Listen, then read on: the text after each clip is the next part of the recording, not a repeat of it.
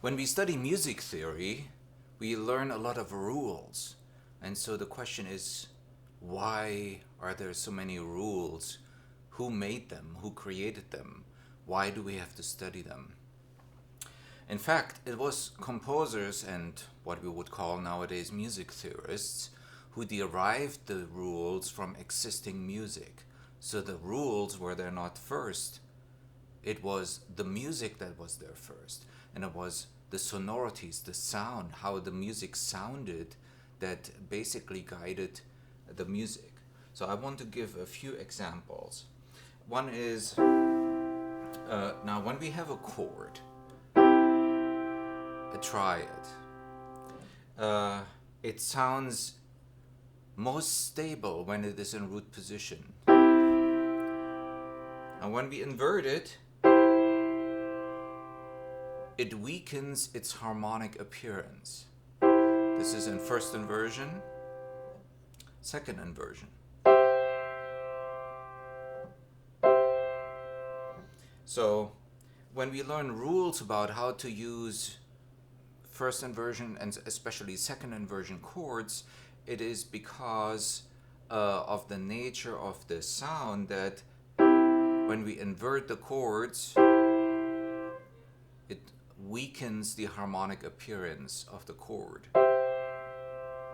So now root position chords and first inversion chords can be used in just about any circumstance. Of course, if we want to end a piece of music, we want to use the most stable chord in root position.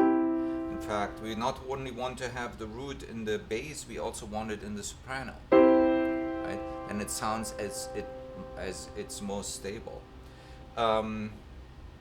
But within the music, we can use first inversion triads. But when it comes to second inversion triads, then there are great limitations, because actually in a second inversion triad, the chord has almost lost entirely its harmonic function. And there will be a separate video about the use of second inversion triads. For now, I want to focus on one particular type of triad, the diminished triad. In root position, it sounds kind of dissonant, very dissonant. Of course, it is dissonant because it has a tritone in there, a diminished fifth, or it's in its inversion an augmented fourth, right? So when we have it in root position, the diminished fifth, that dissonant interval, involves the bass, and we always hear the bass more. The bass is more audible. Both the bass and the soprano are more audible. When the tritone does not involve the bass, like in first inversion, because in first inversion the third of the chord is the lowest note, then it sounds a little less dissonant.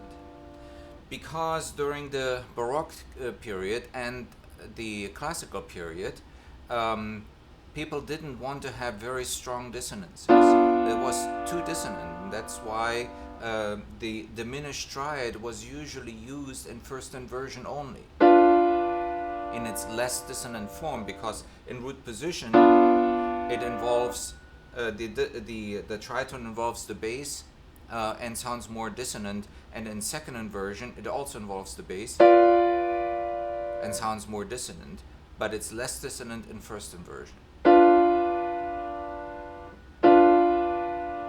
Right? So that's very important. When we use a diminished triad, it is almost always in first inversion. Now there are exceptions, and even if we look at great masters like Johann Sebastian Bach, we do occasionally see the diminished triad in root position. Very often it is only when he leads the outer voices in contrary motion, such as in this case, maybe here.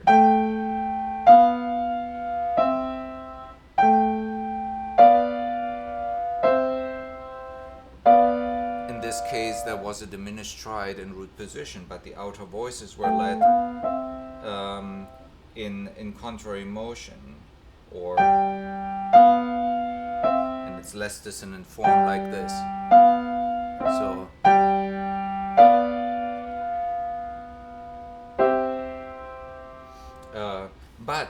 so there are exceptions to all the rules, but we need to keep in mind the sonority, the sound, and how music was heard at a certain point in music history.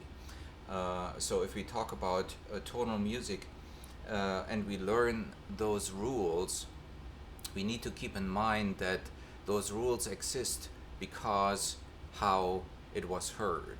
And I will have more videos about those.